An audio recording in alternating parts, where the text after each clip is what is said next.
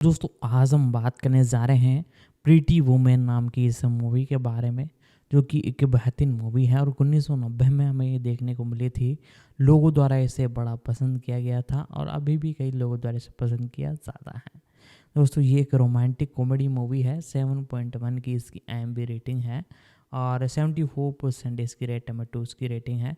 तो बहुत ही बढ़िया इसकी रेटिंग एक तरह से है। तो इसके बारे में अब जानना चालू करते हैं। प्रिटी वुमन 1990 की अमेरिकी रोमांटिक कॉमेडी फिल्म है जिसका निर्देशन गैरी मार्शल ने किया है और इसकी पटकथा J.F. लॉटन ने लिखी है।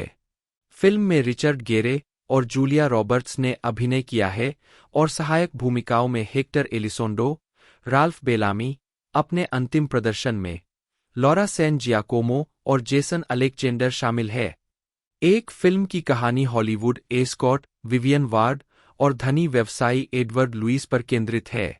विवियन को कई व्यावसायिक और सामाजिक कार्यों के लिए एडवर्ड की एस्कॉट के रूप में काम पर रखा जाता है और उनके रिश्ते उसके एक सप्ताह के प्रवास के दौरान विकसित होते हैं।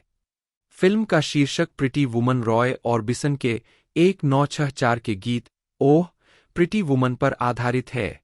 मूल रूप से लॉस एंजिल्स में वर्ग और सेक्स वर्क के बारे में एक डार्क चेतावनी कहानी होने का इरादा रखते हुए फिल्म को एक बड़े बजट के साथ एक रोमांटिक कॉमेडी के रूप में फिर से तैयार किया गया था। प्रिटी वुमन को रिलीज होने पर आलोचकों से मिश्रित समीक्षा मिली, लेकिन रॉबर्ट्स के प्रदर्शन और गेरे के साथ उनकी केमिस्ट्री की व्यापक प्रशंसा की गई। इसने रोमांटिक कॉमेडी के लिए अमेरिका में अब तक की सबसे अधिक टिकट बिक्री देखी। दो बॉक्स ऑफिस मोजो ने इसे 42, 176, 400 की अनुमानित घरेलू टिकटों की बिक्री के साथ नंबर 1 रोमांटिक कॉमेडी के रूप में सूचीबद्ध किया, जो 41, 419, 500 टिकटों के साथ माई बिग फैट ग्रीक वेडिंग 2002 से थोड़ा आगे था। तीन फिल्म ने दुनिया भर में 463.4 मिलियन अमेरिकी डॉलर की कमाई की और अपनी रिलीज के समय यह दुनिया भर में अब तक की 5वीं सबसे ज्यादा कमाई करने वाली फिल्म थी, जो केवल ईटी द एक्स्ट्राटेरेस्ट्रियल उस समय $701 मिलियन, स्टार वार्स उस समय $530 million, Indiana Jones and the Last Crusade उस समय $474 मिलियन और जॉर्ज उस समय $470 मिलियन से पीछे थी। यह वॉल्ट डिज्नी स्टूडियो द्वारा रिलीज की गई सबसे अधिक कमाई करने वाली R-रेटेड फिल्म भी थी, जिसने 34 साल तक रिकॉर्ड कायम रखा, जब तक कि मार्वल स्टूडियो की डेडपूल और वुल्वरिन ने 2024 में इसे पार नहीं कर लिया। प्रिटी वुमन ने रॉबर्ट्स को सुपरस्टारडम की बुलंदियों पर पहुंचा दिया। उन्हें सर्वश्रेष्ठ अभिनेत्री के लिए गोल्डन ग्लोब पुरस्कार, मोशन पिक्चर कॉमेडी या म्यूजिकल के अलावा सर्वश्रेष्ठ अभिनेत्री के लिए अकादमी पुरस्कार और प्रमुख भूमिका में सर्वश्रेष्ठ अभिनेत्री के लिए बाफ्टा पुरस्कार के लिए अपना पहला नामांकन मिला। फिल्म को सर्वश्रेष्ठ फिल्म के लिए बाफ्टा पुरस्कार और सर्वश्रेष्ठ मोशन पिक्चर, म्यूजिकल या कॉमेडी के लिए गोल्डन ग्लोब पुरस्कार के लिए भी नामांकन मिला। कथानक: एक रात हॉलीवुड हिल्स में एक बिजनेस पार्टी से निकलकर एडवर्ड अपने वकील फिलिप की लोटस एस्प्रिट लेकर हॉलीवुड बुलेवार्ड के रेड लाइट एरिया में पहुंच जाता है। वहां उसकी मुलाकात एक बेहद खूबसूरत लेकिन संघर्षरत वेश्या विवियन वार्ड से होती है। स्टिकशिफ्ट को चलाने में असमर्थ और संघर्षरत विवियन एडवर्ड को रीजेंट बेवर्ली विल्शायर होटल तक ड्राइव करने की पेशकश करती है। आवेग में आकर वह उसे पूरी रात के लिए काम पर रख लेता है और शुरुआती असहजता के बावजूद उसे आकर्षक पाता है और वे उसके पेंटहाउस स्वीट में सेक्स करते हैं। अगले दिन एडवर्ड विवियन से एक हफ्ते के लिए रुकने के लिए कहता है, क्योंकि उसे जिम मोर्स की शिपबिल्डिंग कंपनी को खरीदने की कोशिश करते हुए कई व्यावसायिक कार्यक्रमों में भाग लेना है। बातचीत के बाद एडवर्ड और विवियन $3000 पर सहमत हो जाते हैं। वह उसे उचित कपड़े खरीदने के लिए पैसे भी देता है। हालांकि रोडियो ड्राइव पर खरीदारी करने की कोशिश करते समय घमंडी और असभ्य सेल्सवुमन विवियन को दूर कर देती है। वह होटल मैनेजर बार्नी से सहायता मांगती है। वह upscale store sales lady Bridget, जो बहुत दयालु है, से उस शाम के बिजनेस डिनर के लिए कॉकटेल ड्रेस ढूंढने के लिए कहता है। बाद में बार्नी उसे टेबल शिष्टाचार सिखाता है। एडवर्ड विवियन के परिवर्तन से चकित है। डिनर के समय वह विवियन को मोर्स और उसके पोते डेविड से मिलवाता है, जो कंपनी को संभालने वाला है। मोर्स उससे मोहित हो जाते हैं, लेकिन अंततः डिनर ठीक से नहीं होता क्योंकि वे एडवर्ड की उनकी कंपनी को खत्म करने की योजना से नाखुश है। एडवर्ड ने बदली हुई विवियन के सामने अपनी सारी बातें खोल दी। उसने अपनी निजी और व्यावसायिक जिंदगी के बारे में विस्तार से बताया, जिसमें उसके दिवंगत पिता कार्टर के साथ उसका बिगड़ा हुआ रिश्ता भी शामिल था। एडवर्ड विवियन को अपने साथ पोलो मैच में ले जाता है। जब फिलिप विवियन को डेविड मोर्स से बात करते हुए देखता है, तो वह एडवर्ड को अपना संदेह बताता है कि वह एक कॉर्पोरेट जासूस है। एडवर्ड उनकी व्यवस्था के बारे में बताकर फिलिप की चिंताओं को दूर करता है। विवियन की असली पृष्ठभूमि जानने के बाद शादीशुदा फिलिप उससे अकेले में बात करने जाता है और उसकी सेवाओं के लिए उसे बेबाकी से प्रस्ताव देता है। एडवर्ड के स्वीट में वापस आकर विवियन एडवर्ड से इस तरह से उसे उजागर करने के लिए नाराज हो जाती है। वह माफी मांगता है, यह स्वीकार करते हुए कि उसे विवियन के डेविड से बात करने से जलन हो रही थी, और यह स्वीकार करता है कि उसकी सीधी सादी बातों का उस पर सकारात्मक प्रभाव पड़ रहा है। एडवर्ड विवियन को निजी जेट से सैन फ्रांसिस्को ओपेरा में ला ट्रावियाटा देखने ले जाता है। यह एक वेश्या की कहानी है जो एक अमीर आदमी से प्यार करने लगती है। वह भावुक हो जाती है और उसके साथ सेक्स करने से पहले वह अपना चुंबन न करने का नियम तोड़ देती है। एडवर्ड के सो जाने पर विवियन कहती है कि वह उससे प्यार करती है। फिल्म की कास्टिंग एक लंबी प्रक्रिया थी। मार्शल ने शुरू में एडवर्ड की भूमिका के लिए Christopher Reeve, Daniel Day Lewis, Kevin Kline और डेंजल वॉशिंगटन पर विचार किया था, और Albert Brooks, 9 Sylvester Stallone, Christopher Lambert, Al Pacino और बर्ट रेनॉल्ड्स ने इसे ठुकरा दिया। 10-11 पचिनो ने भूमिका को अस्वीकार करने से पहले रॉबर्ट्स के साथ कास्टिंग रीडिंग तक की। 12 सैम नील, टॉम कोंटी और चार्ल्स ग्रोडिन ने रॉबर्ट्स के साथ भूमिका के लिए परीक्षण किया। 13-14 गेरे ने शुरू में इनकार कर दिया, लेकिन जब वह रॉबर्ट्स से मिले तो उन्होंने उन्हें मना लिया और वह अंततः लुइस की भूमिका निभाने के लिए सहमत हो गए। 15 उन्होंने कथित तौर पर अपनी भूमिका में बहुत अधिक सक्रियता से शुरुआत की, लेकिन गैरी मार्शल उन्हें एक तरफ ले गए और कहा, नहीं, नहीं, नहीं, रिचर, इस फिल्म में आप में से एक चलता है और एक नहीं। अनुमान लगाओ कि तुम कौन हो। 16 जूलिया रॉबर्ट्स विवियन की भूमिका के लिए पहली पसंद नहीं थीं और डिज्नी उन्हें नहीं चाहता था। कई अन्य अभिनेत्रियों पर विचार किया गया था। मार्शल ने मूल रूप से इस भूमिका के लिए करेन एलन की कल्पना की थी।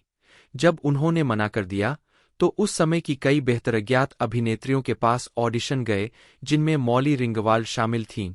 17 जिन्होंने इसे ठुकरा दिया क्योंकि उन्हें कहानी पसंद नहीं आई, क्योंकि उन्हें लगा कि इसमें कुछ अजीब था।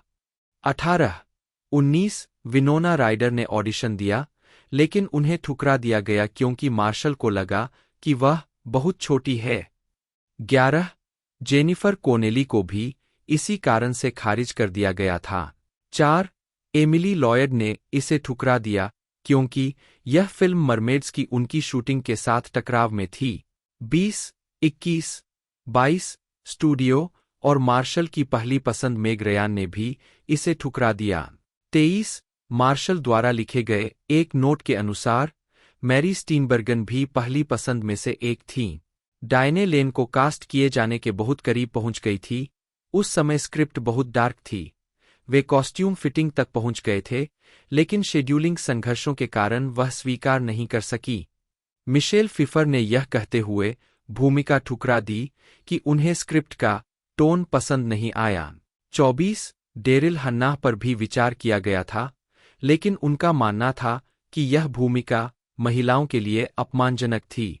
24 वेलेरिया गोलिनो पर विचार किया गया था, लेकिन उनके मोटे इतालवी उच्चारण के कारण उन्हें नहीं चुना गया। 25 और जेनिफर जेसन लेह ने ऑडिशन दिया था। 26 ली थॉम्पसन ने भूमिका के लिए असफल ऑडिशन दिया क्योंकि उन्हें लगा कि फिल्म एक ड्रामा है। 27 जब सभी अन्य अभिनेत्रियों ने भूमिका ठुकरा दी, तो 21 वर्षीय जूलिया रॉबर्ट्स, जो अपेक्षाकृत अज्ञात थीं, ने केवल स्लीपर हिट मिस्टिक पिज़्ज़ा 1988 और अभी तक रिलीज नहीं हुई स्टील मैग्नोलियास 1989 के साथ, जिसके लिए उन्हें सर्वश्रेष्ठ सहायक अभिनेत्री के लिए अकादमी पुरस्कार के लिए नामांकित किया गया था, विवियन की भूमिका जीती। उनके प्रदर्शन ने उन्हें स्टार बना दिया। मूल पटकथा के लेखक जे.एफ. लॉटन ने सुझाव दिया है कि गेरे और रॉबर्ट्स की केमिस्ट्री के कारण फिल्म को अंततः सुखद अंत दिया गया। 6 जेम्स मोर्स की भूमिका निभाने वाले अनुभवी अभिनेता राल्फ बेलामी 1991 में अपनी मृत्यु से पहले अपने अंतिम अभिनय प्रदर्शन में दिखाई देते हैं।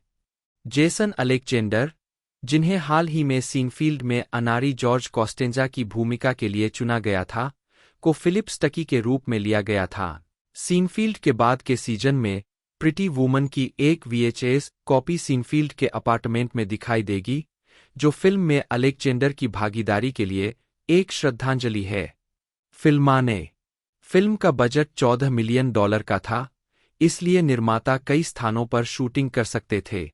4 अधिकांश फिल्मांकन लॉस एंजिल्स, कैलिफोर्निया में, विशेष रूप से बेवर्ली हिल्स में और बर्बैंक में वॉल्ट डिज्नी स्टूडियो के साउंड स्टेज के अंदर हुआ। 13 रेस्तरां में एस्केरगॉट दृश्य को रेक्स टू रेस्टोरेंट में शूट किया गया था, जिसे अब सिकारा नाम दिया गया है। 28 बेवर्ली विल्शायर होटल लॉबी में सेट किए गए दृश्यों को लॉस एंजिल्स के एम्बेसडर होटल में शूट किया गया था। फिल्मांकन 24 जुलाई 1989 को शुरू हुआ। 29 लेकिन तुरंत समस्याओं से ग्रस्त हो गया। इनमें फेरारी और पोर्शे द्वारा एडवर्ड द्वारा चलाई गई कार के लिए उत्पाद प्लेसमेंट के अवसर को अस्वीकार करना शामिल था, क्योंकि कोई भी फर्म वेश्याओं के साथ जुड़ना नहीं चाहती थी। 4 लोटस कार्स ने प्लेसमेंट मूल्य को देखा और +1-2 एस्प्रिट एसी, जिसे बाद में बेच दिया गया। 30 फिल्मांकन आम तौर पर एक सुखद, सहज अनुभव था, क्योंकि बजट व्यापक था और शूटिंग शेड्यूल तंग नहीं था। 4 उस दृश्य की शूटिंग करते समय जहां विवियन एडवर्ड के पेंटहाउस के फर्श पर लेटी हुई है, आई लव लूसी के पुनः प्रसारण को देख रही है, गैरी मार्शल को उसे हंसाने के लिए रॉबर्ट्स के पैरों, कैमरे की सीमा से बाहर में गुदगुदी करनी पड़ी। 31 वह दृश्य जिसमें गेरे ने अपनी उंगलियों पर एक आभूषण के डिब्बे का ढक्कन चंचलता से मारा था और उसकी हैरान हंसी वास्तविक थी। ओपेरा में विवियन द्वारा पहनी गई लाल पोशाक को अब तक की सबसे अविस्मरणीय पोशाकों में सूचीबद्ध किया गया है। 32 उस दृश्य के दौरान जिसमें रॉबर्ट्स बाथटब में प्रिंस का गाना गाती है, नीचे खिसकती है और अपना सिर बुलबुले के नीचे डुबोती है। जब वह बाहर निकलती है तो पाती है कि कैमरामैन को छोड़कर क्रू जा चुका है, जिसने उस पल को फिल्म में कैद कर लिया। प्रेम दृश्य में वह इतनी तनावग्रस्त थीं कि उनके माथे पर एक नस दिखाई देने लगी और उन्हें मार्शल और गेरे द्वारा मालिश करनी पड़ी। उन्हें पित्ती की समस्या भी हो गई और फिल्मांकन फिर से शुरू होने तक उनकी त्वचा को शांत करने के लिए कैलामाइन लोशन का इस्तेमाल किया गया। 4 शेली मिशेल ने जोखिम भरे दृश्यों और फिल्म के प्रचार पोस्टर में रॉबर्ट्स के लिए बॉडी डबल के रूप में काम किया। 33 फिल्मांकन 18 अक्टूबर 1989 को समाप्त हुआ। 13 स्वागत बॉक्स ऑफिस अपने शुरुआती सप्ताहांत में फिल्म US बॉक्स ऑफिस पर नंबर 1 पर थी, जिसने 11,280,591 की कमाई की और प्रति थिएटर औसतन $8,513 की कमाई की। 34-35 अपने दूसरे सप्ताहांत में नंबर 2 पर गिरने के बावजूद इसने 12,471,670 के साथ अधिक कमाई की। 35 यह अपने छठे सप्ताहांत में US बॉक्स ऑफिस पर वापस नंबर 1 पर लौट आई और 3 हफ्तों तक नंबर 1 रही। यह 16 हफ्तों तक US की टॉप 10 फिल्मों में रही। 35 ऑस्ट्रेलिया में यह 12 हफ्तों तक नंबर 1 रही और UK में लगातार 9 हफ्तों तक नंबर 1 रही। 29 सितंबर 2009 तक इसने संयुक्त राज्य अमेरिका में 178 406, 268 और अन्य देशों में 285,000,000 की कमाई की। 3. यह संयुक्त राज्य अमेरिका और कनाडा में वर्ष की चौथी सबसे अधिक कमाई करने वाली फिल्म थी। 36. और दुनिया भर में तीसरी सबसे अधिक कमाई करने वाली फिल्म थी। 37. यह film 3 Men and a Baby को पीछे छोड़ते हुए डिज्नी की अब तक की सबसे अधिक कमाई करने वाली फिल्म थी। यह डिज्नी की सबसे अधिक कमाई करने वाली R-रेटेड रिलीज भी थी जब तक कि डेडपूल और वुल्वरिन ने 2024 में इसे पीछे नहीं छोड़ दिया। 38, 39, 40 यह आज तक की चौथी सबसे अधिक कमाई करने वाली रोमांटिक कॉमेडी फिल्म है। 41 जैसे ही सप्ताह लगभग समाप्त होता है, एडवर्ड विवियन को एक कॉन्डोमिनियम और भत्ता दिलाने की पेशकश करता है और नियमित रूप से उससे मिलने का वादा करता है। हालांकि विवियन नाराज है, उसे लगता है कि अब वह उसके साथ एक वेश्या की तरह व्यवहार कर रहा है। वह अपने बचपन की कल्पना को साझा करती है कि एक सफेद घोड़े पर सवार शूरवीर द्वारा उसे बचाया गया था। एडवर्ड मोर्स से मिलता है, लेकिन विवियन से प्रभावित होकर अपनी कंपनी को खत्म करने के बजाय उसे बचाने के लिए उसके साथ काम करना चुनता है। इस बीच फिलिप, एडवर्ड की नई दिशा से उसे बहुत नुकसान होने से क्रोधित होकर उससे भिड़ने के लिए बेवर्ली विल्शायर जाता है। हालांकि उसे विवियन मिल जाती है, इसलिए एडवर्ड के बदलावों के लिए उसे दोषी ठहराते हुए और अपने व्यापारिक निर्णय से नाराज होकर फिलिप उसे मारता है और उसका बलात्कार करने का प्रयास करता है। एडवर्ड आता है, फिलिप को विवियन से अलग करता है, उसे घूंसा मारता है और निकाल देता है। लॉस एंजिल्स में अपना व्यवसाय पूरा करने के बाद एडवर्ड विवियन से एक और रात उसके साथ रहने के लिए कहता है, लेकिन केवल तभी जब वह चाहे, न कि इसलिए कि वह उसे पैसे दे रहा है। वह विनम्रता से मना कर देती है और उसे यह बताने के बाद चली जाती है कि उसे लगता है कि उसके पास बहुत सारे विशेष उपहार है। विवियन सैन फ्रांसिस्को जाने के लिए सामान पैक करने के लिए अपने अपार्टमेंट होटल लौटती है ताकि उसे नई नौकरी मिल सके और वह अपनी हाई स्कूल की डिग्री पूरी कर सके। वह अपनी रूममेट, साथी वेश्या किट डी लुका को कुछ पैसे देती है और उसे बताती है कि उसमें बहुत संभावनाएं हैं। किट सेक्स वर्क छोड़ देती है और ब्यूटी क्लास में दाखिला ले लेती है। विवियन फिर अपने अपार्टमेंट में बस का इंतजार करती है। विवियन की अस्वीकृति एडवर्ड को अपने जीवन का पुनर्मूल्यांकन करने के लिए प्रेरित करती है, इसलिए वह ड्राइवर को एयरपोर्ट के बजाय उसके अपार्टमेंट में भेज देता है। वह सफेद लिमोजिन की सनरूफ से बाहर निकलता है और विवियन को बचाने के लिए फायर एस्केप पर चढ़ता है, बिल्कुल उसके बचपन की कल्पना में शूरवीर की तरह। जब वह उससे पूछता है कि शूरवीर द्वारा उसे बचाने के बाद क्या होता है, तो वह जवाब देती है, वह उसे तुरंत वापस बचा लेती है और उसे चूम लेती है। गालना प्रारंभिक क्रेडिट के अनुसार Richard Gere, Edward Lewis, New York का एक अमीर कॉरपोरेट लुटेरा जो विवियन को एक सप्ताह के लिए अपना अनुरक्षक नियुक्त करता है। जूलिया रॉबर्ट्स, विवियन वार्ड, एक स्वतंत्र विचारों वाली हॉलीवुड वेश्या। Ralph Bellamy, Jim Morse, Morse Industries के मालिक, एक संकटग्रस्त जहाज निर्माण कंपनी जिसे एडवर्ड अपने नियंत्रण में लेने की योजना बना रहा है। Jason Alexander, Philip Stuckey, Edward के असंवेदनशील वकील।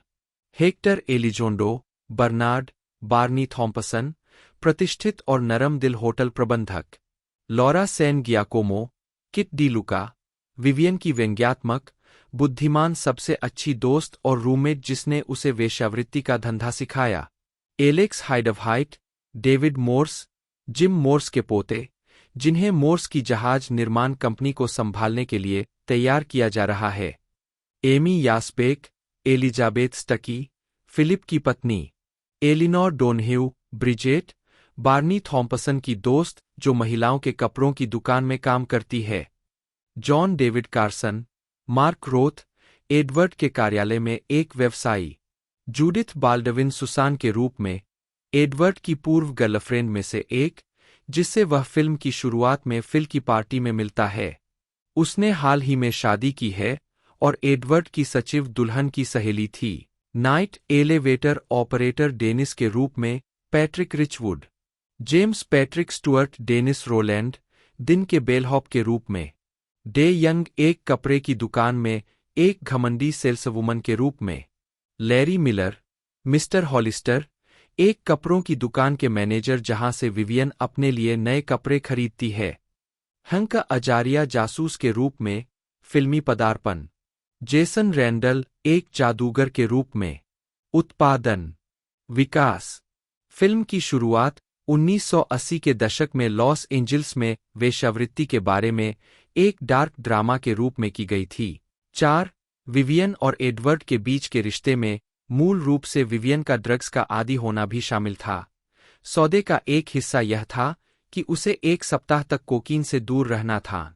अंततः एडवर्ड उसे अपनी कार से बाहर फेंक देता है और चला जाता है। 5. J.F. लॉटन की मूल पटकथा, जिसे 3000 कहा जाता है, 6. विवियन और उसकी वेश्या मित्र के डिज्नीलैंड की बस में समाप्त होती है। 4. निर्माता लॉरा जिस्किन ने इन तत्वों को विवियन के सहानुभूतिपूर्ण चित्रण के लिए हानिकारक माना और उन्हें हटा दिया गया या किट को सौंप दिया गया। हटाए गए दृश्य मिल गए हैं और कुछ को फिल्म की 15वीं वर्षगांठ के लिए जारी डीवीडी में शामिल किया गया। दूसरे में उसका सामना ड्रग डीलर कार्लो से होता है, जिसे बाद में एडवर्ड द्वारा बचाया जाता है जब लिमो ड्राइवर डेरिल अपनी बंदूक निकाल लेता है। हालांकि वॉल स्ट्रीट और द लास्ट डिटेल जैसी फिल्मों से प्रेरित होकर 6. यह फिल्म पिग्मेलियन मिथकों से मिलती जुलती है, विशेष रूप से जॉर्ज बर्नार्ड शॉ के इसी नाम के नाटक से, जिसने ब्रॉडवे संगीत में माई फेयर लेडी का आधार भी बनाया। यह वॉल्ट डिज्नी स्टूडियो के तत्कालीन अध्यक्ष जेफरी कैटजेनबर्ग थे, जिन्होंने इस बात पर जोर दिया कि फिल्म को मूल डार्क ड्रामा के विपरीत एक आधुनिक समय की परिकथा और प्रेम कहानी के रूप में फिर से लिखा जाना चाहिए। इसे टचस्टोन पिक्चर्स को दिया गया और एक रोमांटिक कॉमेडी के रूप में फिर से लिखा गया। 7. 3000 का शीर्षक बदल दिया गया क्योंकि डिज्नी के अधिकारियों को लगा कि यह एक विज्ञान कथा फिल्म के शीर्षक की तरह लग रहा है। 8. डलाई प्रिटी वुमन को आलोचकों से मिश्रित समीक्षाएं मिलीं, जिसमें सितारों की केमिस्ट्री और संवाद की प्रशंसा करने वाली सकारात्मक समीक्षाएं शामिल थीं। 42, 43, 44, 45, 46 समीक्षा एग्रीगेटर रॉटन टोमाटोज पर फिल्म को 77 समीक्षाओं के आधार पर 65% की स्वीकृति रेटिंग मिली है, जिसकी औसत रेटिंग 6.010 है। वेबसाइट की आलोचनात्मक सहमति बताती है, प्रिटी वुमन एक युप्पी फंतासी हो सकती है, लेकिन फिल्म की शानदार कॉमेडी, साउंड ट्रैक और कास्टिंग गलतफहमी को दूर कर सकती है। 47 मेटाक्रिटिक पर 18 आलोचकों के आधार पर फिल्म को 100 में से 51 का भारित औसत स्कोर मिला है, जो मिश्रित या औसत समीक्षा दर्शाता है। 48 सिनेमास्कोर द्वारा सर्वेक्षण किए गए दर्शकों ने फिल्म को A+ से F पैमाने पर A का औसत ग्रेड दिया।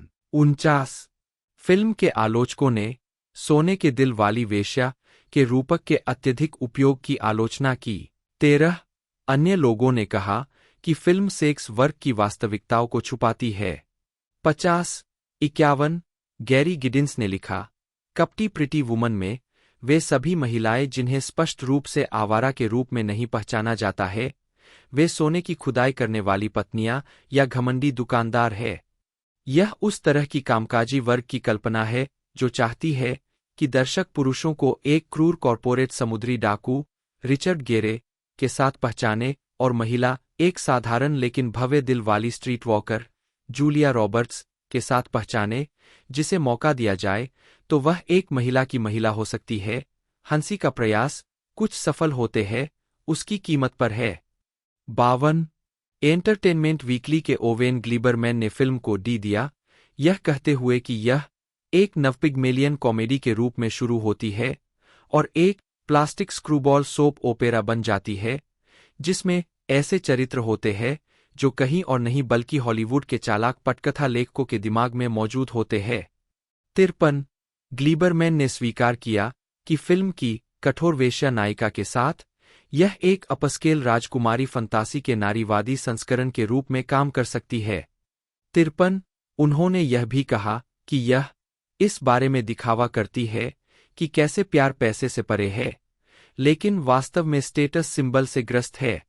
53 फिल्म की 20वीं वर्षगांठ पर ग्लीबरमैन ने अपनी मूल समीक्षा को संबोधित करते हुए एक और लेख लिखा, जिसमें कहा गया कि हालांकि उन्हें लगा कि उनकी कुछ आलोचनाएं वैध थीं, लेकिन आज वे इसे भी देते। 50 शिकागो सन-टाइम्स के रोजर एबर्ट ने सकारात्मक समीक्षा देते हुए प्रशंसा की कि फिल्म एक विशेष रूप से रोमांटिक प्रकार के प्रेम के बारे में है, जिस तरह का प्रेम आप इन दिनों फिल्मों में शायद ही देखते हैं। 54 उन्होंने कहा कि यह संदेह और समझौते के बीच अपनी नाजुक प्रेम कहानी की रक्षा करती है। इस उद्देश्य के लिए प्रदर्शन महत्वपूर्ण है। गेरे ने यहां नए सुर बजाए हैं, उनका अहंकार चला गया है और वे अधिक अनिश्चित, उचित, यहां तक कि शर्मीले भी है। रॉबर्ट्स ने एक दिलचस्प बात की है। वह अपने किरदार को एक अदम्य उछाल भरी हास्य भावना देती है और फिर उसे इसे दबाने की कोशिश में पूरी फिल्म बिताने देती है। अभिनेत्रियां जो ऐसा कर सकती है और शानदार दिखती है, वे हॉलीवुड में जो चाहे कर सकती है। 54 न्यूयॉर्क टाइम्स की जेनेट मसलिन ने लिखा, 80 के दशक के उत्तरार्ध के इस दृष्टिकोण के बावजूद और लालच और अंतर्निहित स्त्रीद्वेष के बावजूद जो श्री मार्शल की पिछली ओवरबोर्ड को याद दिलाता है, प्रिटी वूमन ज्यादातर समय एक उल्लासपूर्ण, हल्के फुल्के पलायनवाद का प्रबंधन करती है। सुश्री रॉबर्ट्स, जैसा कि उल्लेख किया गया है, एक पूर्ण नॉकआउट है और यह प्रदर्शन उसे एक प्रमुख स्टार बना देगा। श्री गेरे एडवर्ड के चरित्र के बटन डाउन पहलुओं से थोड़ा विवश है, लेकिन वे शानदार, मनोरंजक और सही फॉयल होने का प्रबंधन करते हैं। हालांकि यह बहुत लंबा समय नहीं हुआ है जब से वह खुद हॉलीवुड जिगोलो समीकरण के दूसरी तरफ थे। वे एक गरिमा और उपस्थिति को व्यक्त करते हैं जो उद्योग के जल्द ही कट्टरपंथी कप्तान के लिए उपयुक्त है। 55 द न्यूयॉर्क टाइम्स की कैरिना चोकानो ने कहा कि फिल्म एक प्रेम कहानी नहीं थी, यह एक पैसे की कहानी थी। इसका तर्क चरित्र और कथा के बीच, छवि और अर्थ के बीच, पैसे और मूल्य के बीच एक वियोग पर निर्भर करता था और इसने इसे पूरी तरह से पारंपरिक नहीं बल्कि पूरी तरह से उत्तर आधुनिक बना दिया। 56 2019 के एक साक्षात्कार में रॉबर्ट्स ने इस बात पर अनिश्चितता व्यक्त की कि क्या फिल्म आज अपने विवादास्पद आधार के कारण बनाई जा सकती है, टिप्पणी करते हुए, बहुत सी चीजें हैं जिनमें आप छेद कर सकते हैं, लेकिन मुझे नहीं लगता कि यह लोगों को इसका आनंद लेने से दूर ले जाता है। 57 58 59 पुरस्कार पुरस्कार वर्ग नामांकित व्यक्ति परिणाम अकादमी पुरस्कार 60 सर्वश्रेष्ठ अभिनेत्री जूलिया रॉबर्ट्स मनोनीत। BMI फिल्म और टीवी पुरस्कार फिल्म संगीत पुरस्कार जेम्स न्यूटन हॉवर्ड जीत गया। किसी फिल्म का सबसे ज्यादा गाया गया गाना यह प्यार ही रहा होगा, पेर गेस्ले जीत गया। ब्रिटिश अकादमी फिल्म पुरस्कार 61 सर्वश्रेष्ठ फिल्म अर्नोन मिल्चन, स्टीवन रेउथर और गैरी मार्शल। उनके थिएटर क्रेडिट में रॉन्ग टर्न 8 लंगफिश शामिल है, जिसे उन्होंने लोवेल गैंज के साथ मिलकर लिखा था। 21 the roast with Jerry Belson, 22 shelves और happy days, a new musical with Paul Williams. 23 जिसका प्रीमियर कैलिफोर्निया के बरबैंक में फाल्कन थिएटर में 24 फरवरी 2006 को हुआ था। 24 उन्होंने 2014 के रोज परेड में बरबैंक के लाइट्स, कैमरा, एक्शन, फ्लोट पर निर्देशक की भूमिका निभाई।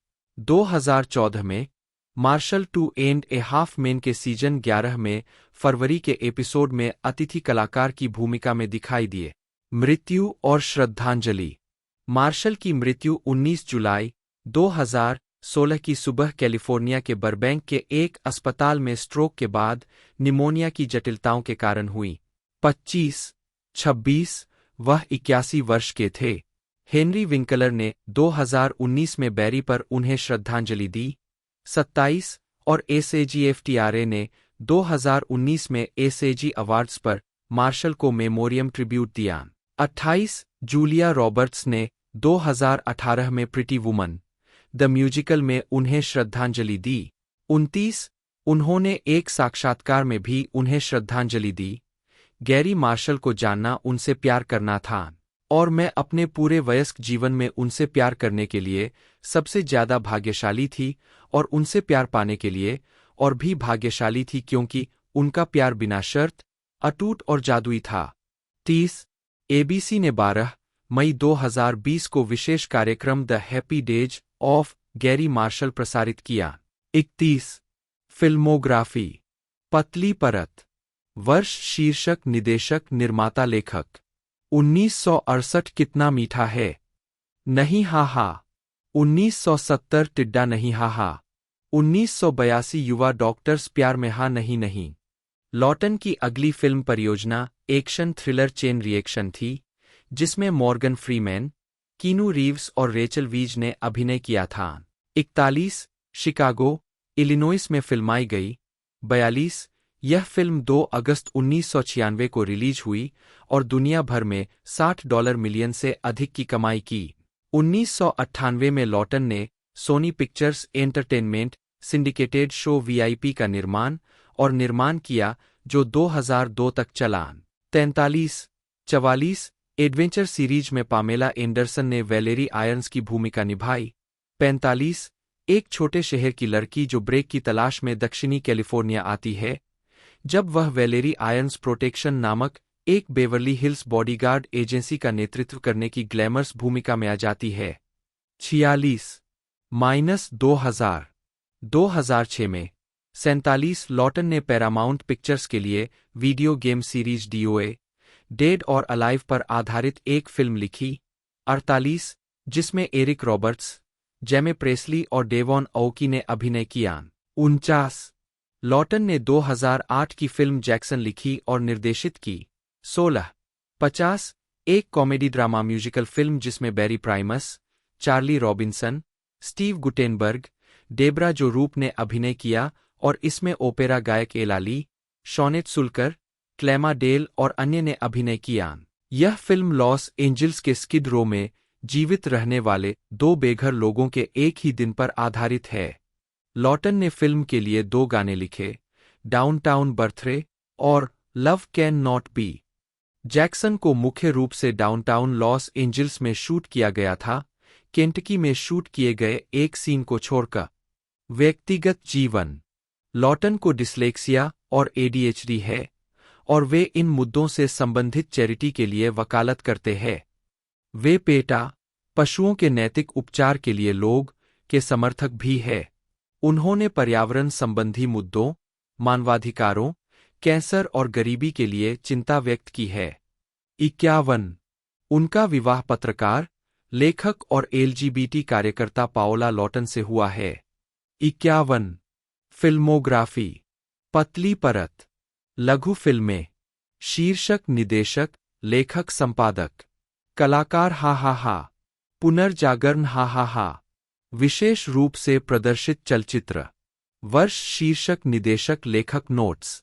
1989 मौत के एवोकेडो जंगल में नरभक्षी महिलाएं हा हा जेडी एथेंस के रूप में श्रेय दिया गया। 1990 सुंदर स्त्री नहीं हा। 1991 पिज्जा मैन हा हा जेडी एथेंस के रूप में श्रेय दिया गया। 1992 स्वामिनी नहीं हा, घेराबंदी के तहत नहीं हा। 1994 ब्लैंकमैन नहीं हा। 1995 शिकार हा हा। 1996 श्रृंखला अभिक्रिया नहीं हा। 2006 डीओए मृत या जीवित नहीं हा। लॉटन को उनकी अगली मूल पटकथा अंडर सीज के लिए एक कार्यकारी निर्माता का श्रेय दिया गया। 29 जो उनकी $1 मिलियन की स्पेक स्क्रिप्ट ड्रेडनॉट पर आधारित थी। 30 यह विचार तब आया जब लॉटन, जिन्होंने United States Coast Guard Reserve में समय दिया था, ने पढ़ा कि नौसेना यूएसएस मिसौरी BB-63 को सेवानिवृत्त कर रही थी। फिल्म में स्टीवन सीगल एक बदनाम नेवी सील की भूमिका में है, जो एक युद्धपोत पर रसोइये के रूप में काम कर रहा है। सीगल के चरित्र का सामना एक मनोरोगी पूर्व CIA agent Tommy Lee Jones से होना चाहिए, जो युद्धपोत पर कब्जा करने के लिए भारे के सैनिकों के एक समूह का नेतृत्व करता है। ताकि वह परमाणु टॉमहॉक क्रूज मिसाइलों के अपने शस्त्रागार को चुरा सकें। एक सफल सीक्वल आया, अंडर सीज 2, डार्क टेरिटरी। बैरी प्राइमस के साथ लॉटन ने मिस्ट्रेस का सहलेखन किया। 16, जो Robert De Niro, Danny Aiello, Christopher Walken और मार्टिन लैंडो द्वारा अभिनीत एक कॉमेडी थी।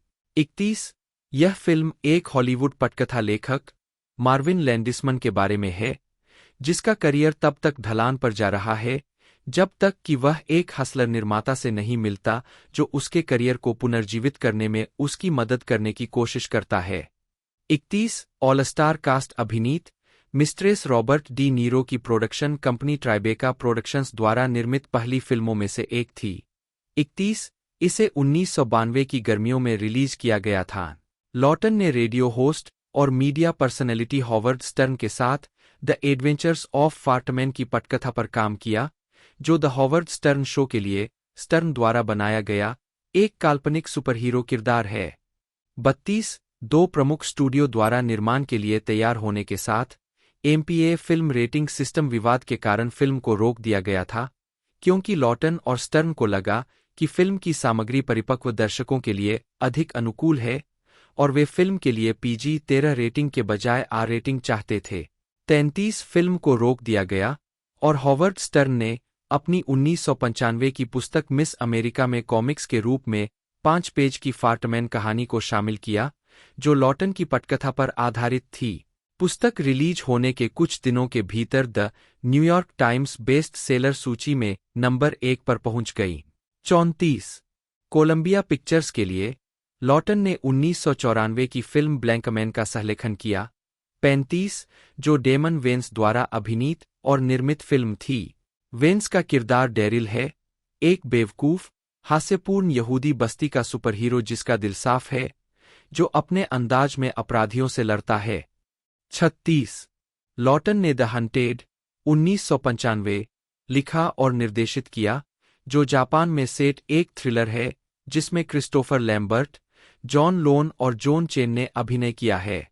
37, लॉटन द्वारा लिखित और निर्देशित 38 फिल्म पॉल रेसिन का पता लगाती है, जो न्यूयॉर्क से टोक्यो की अपनी कई व्यावसायिक यात्राओं में से एक पर एक कंप्यूटर चिप कार्यकारी है। स्थानीय अधिकारी और एक प्रसिद्ध निंजा पंथ एक होटल के कमरे में अपराध होने के बाद एक इलेक्ट्रिक पीछा स्पष्टीकरण की आवश्यकता में शामिल हो जाते हैं। 39, द हंटेड 25 फरवरी 1995 को जारी किया गया था और यूनिवर्सल स्टूडियो द्वारा वितरित किया गया था। प्रशंसित जापानी ताइको मंडली कोडो द्वारा संगीत की विशेषता वाले स्कोर 40 को औपचारिक रूप से लॉटन द्वारा निर्दिष्ट किया गया था। उद्धरण की आवश्यकता। जोनाथन फ्रेडरिक लॉटन, जन्म 11 अगस्त 1960, एक अमेरिकी पटकथा लेखक, निर्माता और निर्देशक है। एक उनकी स्क्रीन क्रेडिट में box office hit Pretty Woman, Mistress, Blankman, Under Siege 2, Dark Territory, The Hunted, Chain Reaction, Jackson और सीरीज VIP अमेरिकी टीवी पर शामिल है। JD एथेंस के छद्म नाम के तहत लॉटन ने cannibal women in the avocado jungle of death और पिज्जा मैन फिल्में लिखी और निर्देशित की। 2. प्रारंभिक जीवन। J.F. लॉटन लेखक और उपन्यासकार हैरी लॉटन और पियानोवादक जॉर्जीन लियोना लॉटन, नीहोंगर के बेटे हैं। 3. यह जोड़ा कैलिफोर्निया विश्वविद्यालय में पढ़ाई के दौरान बर्कले, कैलिफोर्निया में मिला था। बाद में यह जोड़ा रिवरसाइड चला गया, जहां हैरी को द प्रेस एंटरप्राइज के लिए एक रिपोर्टर के रूप में काम पर रखा गया था और जहां J.F. का जन्म हुआ। 1. बचपन में J.F. लॉटन को गंभीर डिस्लेक्सिया था, जिससे स्कूल का जीवन कठिन हो गया था। अपनी सीखने की अक्षमता को प्रबंधित करने के लिए उन्हें कई वर्षों तक अभ्यास और कड़ी मेहनत करनी पड़ी। 4. जब लॉटन अभी भी प्राथमिक विद्यालय में थे, उनके पिता के उपन्यास Willie Boy a Desert Manhunt 4 को रॉबर्ट रेडफोर्ड अभिनीत एक फिल्म में बनाया गया था। 5. Tell Them Willie Boy Is Here के निर्माण के दौरान हैरी J.F. को सेट पर ले जाता था, जिससे उनके बेटे को फिल्म निर्माण की प्रक्रिया से अवगत कराया जाता था। उस क्षण से मोहित होकर लॉटन ने निर्धारित किया कि वह एक पटकथा लेखक बनेंगे।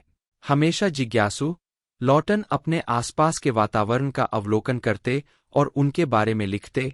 हालांकि अपने डिस्लेक्सिया के कारण उन्हें अपनी कहानियों को कागज पर उतारने में दोगुना समय लगता। एक हाई स्कूल में लॉटन ने लघुकथाएं, नाटक और पटकथाएं लिखना जारी रखा। रिवरसाइड में John W north high school से स्नातक होने के बाद उन्होंने फिल्म निर्माण का अध्ययन करने के लिए लॉन्ग बीच में कैलिफोर्निया स्टेट यूनिवर्सिटी में दाखिला लिया। वहाँ उन्होंने 2 लघु फिल्में, द आर्टिस्ट और रेनेसा लिखी, निर्देशित और संपादित की। पहली एक फ्यूचरिस्टिक थ्रिलर थी जिसमें मुख्य किरदार अपने पीड़ितों को मारता है, उनकी तस्वीरें लेता है और उन्हें अपनी कला प्रदर्शनियों में रखता है। दूसरी, रेनेसा, एक छोटी हॉरर फिल्म थी जिसमें एक दुखवादी यौन शिकारी हर रात अपने शिकार पर हावी होता है और उसे मार देता है, लेकिन अगली सुबह उसे फिर से जीवित कर देता है ताकि चक्र फिर से शुरू हो जाए। दोनों शॉर्ट्स ने कॉलेज फिल्म फेस्टिवल सर्किट में पुरस्कार जीते। आजीविका 1980 के दशक। कॉलेज के बाद लॉटन लॉस एंजल्स चले गए, हॉलीवुड बुलेवार्ड और वेस्टर्न एवेन्यू के पास बस गए, जो उस समय लॉस एंजल्स के सबसे अधिक अपराध दर वाले क्षेत्रों में से एक था। वेश्याओं, दलालों, नशीली दवाओं के उपयोगकर्ताओं और डीलरों और बेघर लोगों के बीच रहना। सेटिंग ने लॉटन को अपनी कहानियों के लिए प्रेरणा की एक विस्तृत श्रृंखला दी। उन्होंने कई पोस्ट प्रोडक्शन कंपनियों में काम करते हुए कई पटकथाएं लिखी। इस दौरान लॉटन की मुलाकात निर्माता चार्ल्स बैंड से हुई, जिनके लिए उन्होंने अपनी पहली फीचर फिल्म निर्देशित की, cannibal women in the avocado jungle of death, Joseph Conrad की हार्ट ऑफ डार्कनेस और फ्रांसिस फोर्ड कोपोला की फीचर एपोकेलिप्स नाउ दोनों का एक रूप है। लॉटन के गृहनगर रिवरसाइड में 2 सप्ताह से भी कम समय में शूट की गई इस फिल्म में उनके लंबे समय के दोस्त, कॉमेडियन बिल माहेर, 10 प्लेबॉय प्लेमेट शैनन ट्वीड, 11 और हॉरर अभिनेत्री एड्रियन बारब्यू ने अभिनय किया। 12 यह एक पंथ पसंदीदा और देर रात का केबल स्टेपल बन गया। 13 cannibal women in the avocado jungle of death के बाद लॉटन ने पिज्जा मैन भी लिखा और निर्देशित किया, जो एक पिज्जा डिलीवरी मैन के बारे में एक राजनीतिक व्यंग्य है जो एक हास्यपूर्ण सरकारी साजिश की जांच करता है। 14 बिल माहेर ने कॉमेडियन एनाबेले गुरविच के साथ 1991 की फिल्म पिज्जा मैन में भी अभिनय किया। 15 दोनों फिल्मों में उन्होंने छद्म नाम जेडी एथेंस का इस्तेमाल किया। 16 1990 के दशक। फिल्म 3000 17 के लिए उनकी पटकथा को सनडांस इंस्टीट्यूट ने 1980 के दशक के अंत में स्वीकार किया था। 18 टचस्टोन पिक्चर्स के अधिकारी। 19 वॉल्ट डिज्नी स्टूडियो के एक विभाग फिल्म बनाने में रुचि रखते थे। 8 उन्होंने शीर्षक बदलकर प्रिटी वुमन कर दिया। 20 और दुनिया भर के बॉक्स ऑफिस पर $400 मिलियन से अधिक के साथ। 21 फिल्म डिज्नी इतिहास की सबसे बड़ी कमाई वाली लाइव एक्शन फिल्म बन गई। गैरी मार्शल द्वारा निर्देशित। रिचर्ड गेरे और जूलिया रॉबर्ट्स के साथ। 22 फिल्म विवियन वार्ड की कहानी है, जो एक वेश्या है जिसे एक अमीर व्यापारी एडवर्ड लुइस द्वारा एक सप्ताह के लिए अपने एस्कॉर्ट के रूप में काम पर रखा जाता है जब वह व्यवसाय के लिए शहर में होता है। 23 हालांकि वे अलग-अलग पृष्ठभूमि और जीवन शैली से आते हैं। 7 वे पैसे और सुविधा की तुलना में वास्तविक प्रेम पर आधारित संबंध विकसित करते हैं। 24 प्रिटी वुमन। 7 एक बड़ी सफलता थी। 25 और लॉटन को उनकी पटकथा के लिए writers guild of America award और ब्रिटिश एकेडमी अवार्ड के लिए नामांकित किया गया। 26 जूलिया रॉबर्ट्स ने अपनी भूमिका के लिए गोल्डन ग्लोब अवार्ड। 27 जीता और उन्हें सर्वश्रेष्ठ अभिनेत्री के लिए एकेडमी अवार्ड के लिए नामांकित किया गया। 28 स्टीवन डैनियल रेउथर। 2 नवंबर 1951 5 जून 2010 एक अमेरिकी निर्माता और कार्यकारी निर्माता थे। जीवन और कैरियर। सेंट पीटर्सबर्ग, फ्लोरिडा में जन्मे। 20 की उम्र में र्यूथर एक मोटर दुर्घटना में चतुरंगिए हो गए थे। पुनर्वास के 10 साल बाद वे पूरी तरह से ठीक हो गए। 2-3 र्यूथर 1970 के दशक के अंत में लॉस एंजिल्स, कैलिफोर्निया आए। उन्होंने विलियम मॉरिस एजेंसी में मेलरूम में अपनी पहली नौकरी की। जल्दी ही स्टेन कामेन के पहले सहायक बन गए। कामेन के साथ अपने संबंधों का लाभ उठाते हुए उन्होंने Donald Sutherland, Jon Voight, Goldie Hawn और सैली फील्ड जैसे सितारों के साथ काम किया। वह फिल्म वित्त में एक विशेषज्ञ बन गए और कई फिल्मों की संरचना की। कनाडाई कर संरचनाओं के उपयोग का बीड़ा उठाया। स्पष्टीकरण की आवश्यकता है।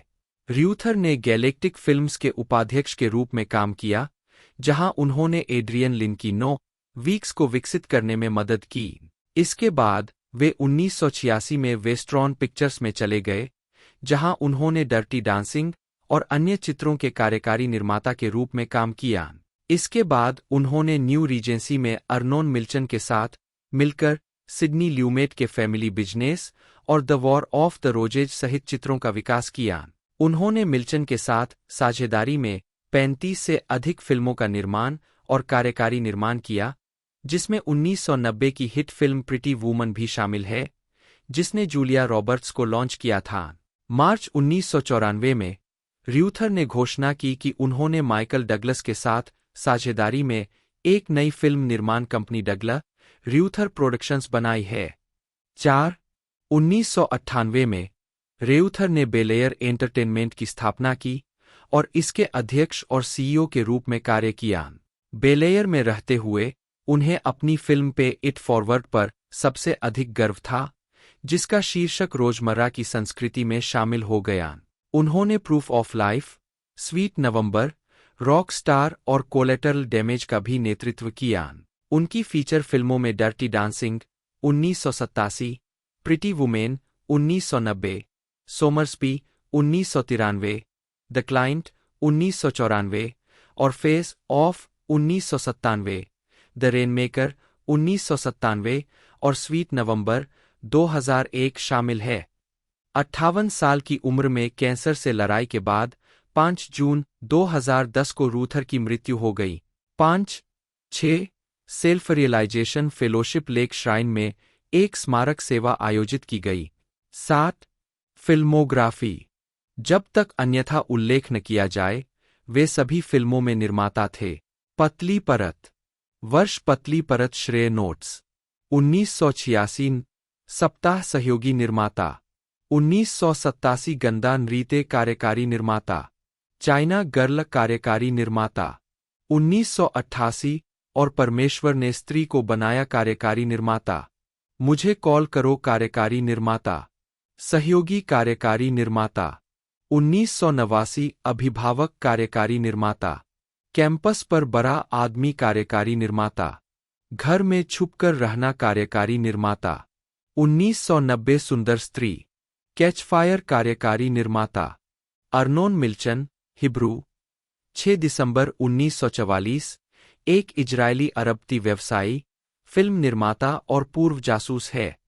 वे 130 से अधिक फुल लेंथ मोशन पिक्चर्स एक में शामिल रहे हैं और प्रोडक्शन कंपनी रीजेंसी एंटरप्राइजेज के संस्थापक है। रीजेंसी की फिल्म क्रेडिट में 12 Years a slave, JFK, heat, fight club और मिस्टर एंड मिसेज स्मिथ शामिल है।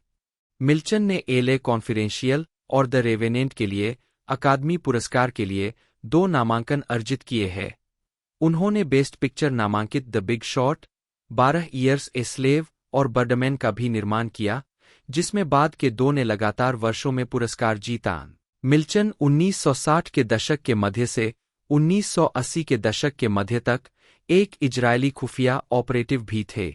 2-3 जनवरी 2024 तक फोर्ब्स ने अनुमान लगाया कि मिल्चन की कुल संपत्ति 3.3 बिलियन अमेरिकी डॉलर है, जो दुनिया भर में 937वें स्थान पर है, 4 और इजराइल में 13वें सबसे अमीर है। 5 प्रारंभिक जीवन। मिल्चन का जन्म रेहोवोट, अनिवार्य फिलिस्तीन में एक यहूदी परिवार में हुआ था।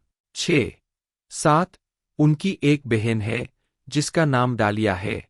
उनकी मां रब्बी विल्ना गौन के यूरोपीय यहूदी शिष्यों की वंशज थीं जो 19वीं शताब्दी की शुरुआत में फिलिस्तीन के क्षेत्र में आए थे और वह देश में अपने परिवार की 8वीं पीढ़ी है। व्यवसाय कैरियर। उनके पिता एक उर्वरक कंपनी के मालिक थे। 8 जो मिल्चन को 21 साल की उम्र में अपने पिता की अचानक मृत्यु के बाद विरासत में मिली थी। इन वर्षों में मिल्चन ने कंपनी को एक सफल रासायनिक व्यवसाय में बदल दिया। 9 उन्होंने लंदन स्कूल ऑफ इकोनॉमिक्स से डिग्री भी हासिल की, इससे पहले कि वह और उनकी कंपनी मिल्चन ब्रदर्स लिमिटेड लेके में भर्ती हो गए, जो एक गुप्त इजरायली खुफिया संगठन है जो इजरायल के परमाणु कार्यक्रम और अन्य अत्यधिक गोपनीय कार्यक्रमों के लिए प्रौद्योगिकी और सामग्री प्राप्त करने के लिए जिम्मेदार है। 10 फिल्म निर्माण कैरियर। मिल्चन बारबरा स्ट्रीसैंड के साथ 1984, photographer, Yossi Aloni, Dan Harani संग्रह, National Library of Israel. Milchan Barbra Streisand के साथ 1984, photographer, Yossi Aloni, Dan Hadani संग्रह, National Library of Israel. Milchan 1977 में अमेरिकी निर्माता इलियट कास्टनर से परिचय के बाद फिल्म व्यवसाय से जुड़ गए। 1981 में उन्होंने यूएस मिनी सीरीज मसारा में सिडनी पोलाक के साथ भागीदारी की। 11 मिल्चन के फिल्म सहयोगों में सबसे उल्लेखनीय मार्टिन स्कोर्सेसे के साथ उनका शुरुआती काम था। उन्होंने रॉबर्ट डी नीरो और निर्देशक रोमन पोलंस्की, सर्जियो लियोन, टेरी गिलियम और ओलिवर स्टोन के साथ घनिष्ठ मित्रता विकसित की। मिल्चन ने 1991 में न्यू रीजेंसी प्रोडक्शंस नाम से अपनी खुद की प्रोडक्शन कंपनी शुरू की। अपनी कंपनी रीजेंसी के माध्यम से वार्नर ब्रदर्स के साथ साझेदारी में और बाद में 20वीं शताब्दी फॉक्स में रूपर्ट मर्डोक के साथ और अन्य व्यावसायिक उपक्रमों जैसे कि प्यूमा एजी के साथ, मिल्चन ने 2015 तक $5.1 बिलियन का शुद्ध मूल्य अर्जित किया। मिल्चन ने 130 से अधिक फिल्मों का निर्माण किया है, जैसे Noah 2014, 12 Years a Slave 2013, Once Upon a Time in America 1984, जिसमें वह ड्राइवर के रूप में एक कैमियो उपस्थिति भी करते हैं, Brazil 1985, Pretty Woman 1990, JFK 1991, Under Siege 1992, Natural Born Killer 1994, Boys on the Side 1995, Heat 1995, L A Confidential 1997, Fight Club 1999, Unfaithful 2002, Mr and Mrs Smith 2005 और नाइट एंड डे 2010। अन्य के अलावा उनके श्रेय में एक वह सर्वश्रेष्ठ चित्र के लिए हाल ही में 2 ऑस्कर विजेताओं, 2014 में 12 ईयर्स ए स्लेव और 2015 में बर्डमैन। मिल्चन WTA प्रसारण अधिकारों के भी मालिक है। उनकी शादी मॉडल ब्रिगिट जेनमायर से हुई थी। 8 अब उनकी शादी दक्षिण अफ्रीकी टेनिस पेशेवर अमांडा कोएडजर से हुई है। वह उस नेटवर्क के मालिक है जो इजरायली टेलीविजन प्रोग्रामिंग को संयुक्त राज्य अमेरिका और कनाडा में प्रसारित करता है। वह इजरायल के टीवी चैनल 10 के भी एक हिस्से के मालिक है और अंतर्राष्ट्रीय स्पोर्ट्सवियर लाइन प्यूमा के पूर्व मालिक है। खुफिया कैरियर। मिल्चन के हथियारों के सौदे और खुफिया गतिविधियों में शामिल होने की अटकलें 1985 में डॉ.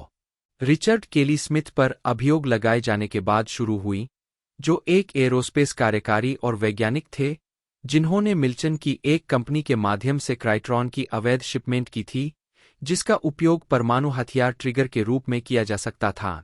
यह काफी हद तक अफवाह की श्रेणी में रहा जब तक कि जीवनीकार मीर डोरोन और जोसेफ जेलमैन ने मिल्चन की एक विवादास्पद अनधिकृत जीवनी नहीं लिखी, जो जुलाई 2011 में प्रकाशित हुई। जीवनी कॉन्फिडेंशियल, जो काफी हद तक मिल्चन के प्रति सहानुभूति रखती है, ने विस्तार से खुलासा किया कि कैसे उन्होंने खुद को जासूसी, बड़े हथियारों के सौदे और इजरायल के परमाणु हथियार कार्यक्रम के लिए संवेदनशील तकनीक और सामग्री प्राप्त करने में शामिल किया।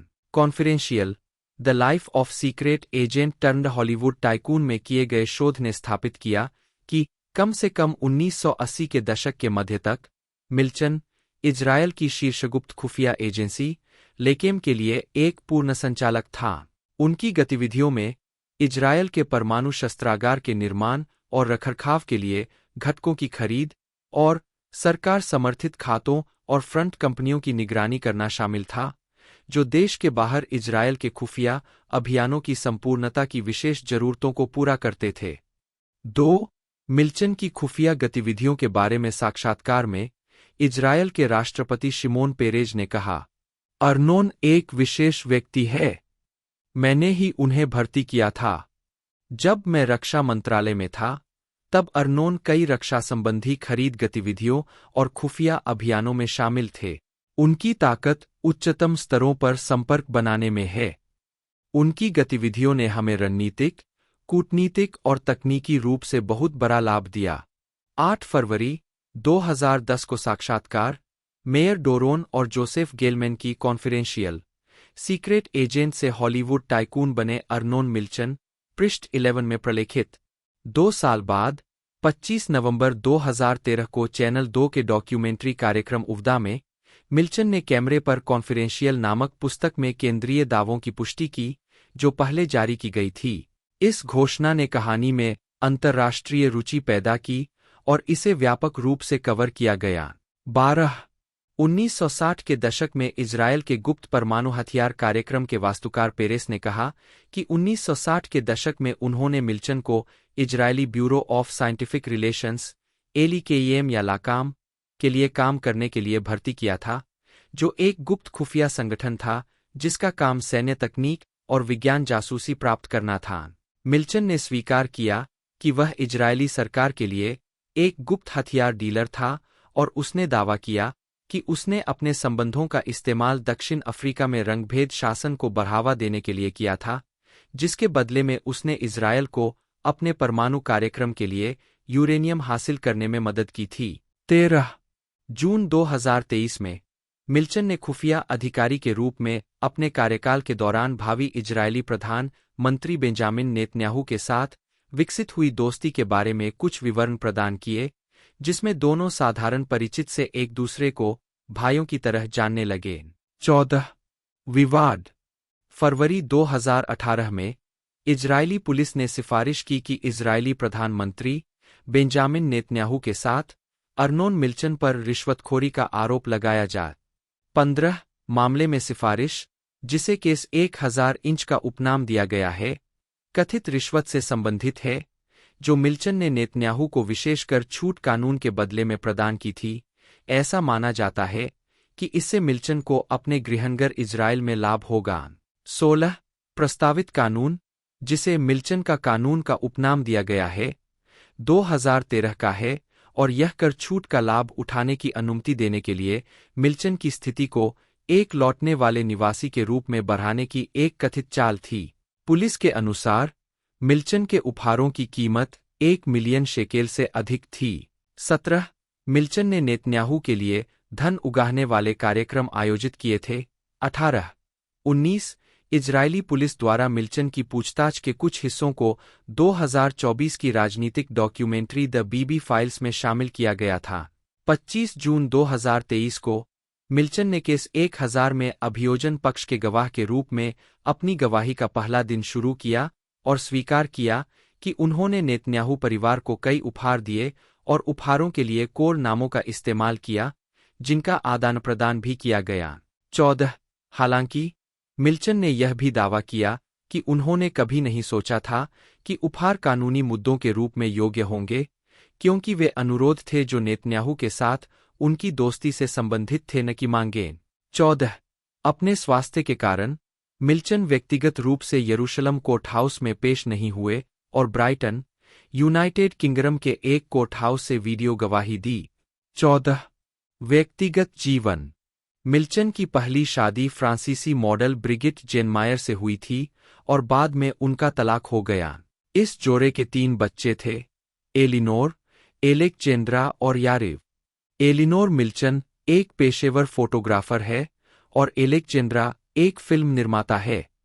20 बाद में उन्होंने दक्षिण अफ्रीकी सेवानिवृत्त पेशेवर टेनिस खिलाड़ी अमांडा कोएजर से शादी की और उनके साथ उनके 2 बच्चे, शिमोन और ओलिविया हुए। कथित तौर पर इजरायल के प्रधानमंत्री बेंजामिन नेतन्याहू ने 2014 में 3 बार अमेरिकी विदेश मंत्री जॉन केरी से मिल्चन के लिए संयुक्त राज्य अमेरिका में रहने के लिए दीर्घकालिक वीजा की व्यवस्था करने के लिए कहा।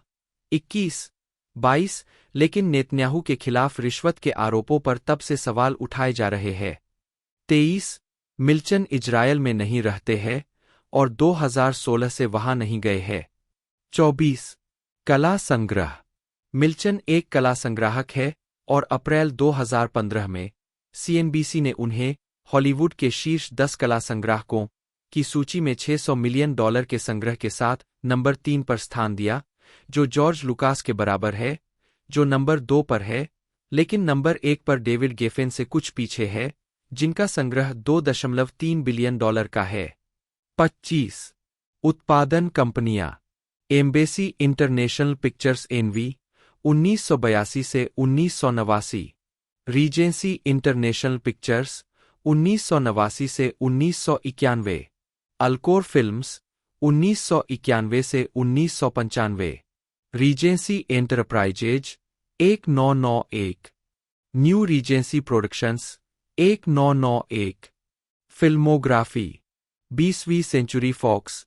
निर्माता वर्ष शीर्षक निदेशक नोट्स 1982 कॉमेडी का बादशाह Martin Scorsese.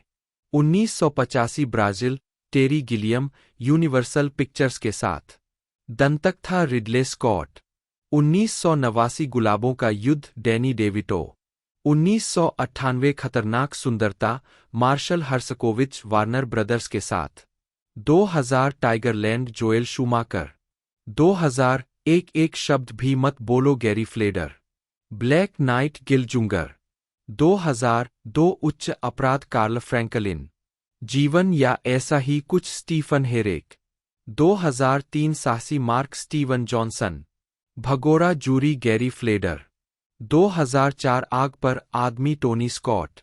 Richard Tiffany गेरे /R/GER 1-2 जन्म 31 अगस्त 1949, एक अमेरिकी अभिनेता है। उन्होंने 1970 के दशक में फिल्मों में काम करना शुरू किया। लुकिंग फॉर मिस्टर गुडबार 1977 में सहायक भूमिका निभाई और डेज ऑफ हेवन 1978 में मुख्य भूमिका निभाई। गेरे को फिल्म अमेरिकन जिगोलो 1980 में उनकी भूमिका से प्रसिद्धि मिली, जिसने उन्हें एक प्रमुख व्यक्ति और एक सेक्स सिंबल के रूप में स्थापित किया। 3 गेरे की अन्य फिल्मों में An officer and a gentleman 1982, The Cotton Club 1984, No Mercy 1986, Pretty Woman 1990, Sommersby 1993, Intersection 1994, First Knight 1995, Primal Fear 1996, Runaway Bride 1999, Dr T and the Women 2000, Shall We Dance 2004, I am not there 2007, Arbitrage 2012 और Norman 2016 शामिल है। संगीत में Chicago 2002 में बिली Flint की भूमिका निभाने के लिए उन्होंने गोल्डन ग्लोब पुरस्कार जीता। प्रारंभिक जीवन और शिक्षा। गेरे का जन्म फिलाडेल्फिया में 31 अगस्त 1949 को हुआ था। 4 वे गृहिणी डोरिस एन नी टिफनी 1924 से 2016 और एनएमआईसी बीमा एजेंट होमर जॉर्ज गेरे 1922 से 2023 के सबसे बड़े बेटे और दूसरे बच्चे थे। 5-6 उनके पिता मूल रूप से मंत्री बनना चाहते थे। 7 गेरे का पालन पोषण न्यूयॉर्क के सिरेक्यूज में मेथोडिस्ट 8-9 के रूप में हुआ था। 10 उनके परदादा जॉर्ज लेन गेरे 1848 से 1932 ने उनके उपनाम की स्पेलिंग गीर से बदल दी थी।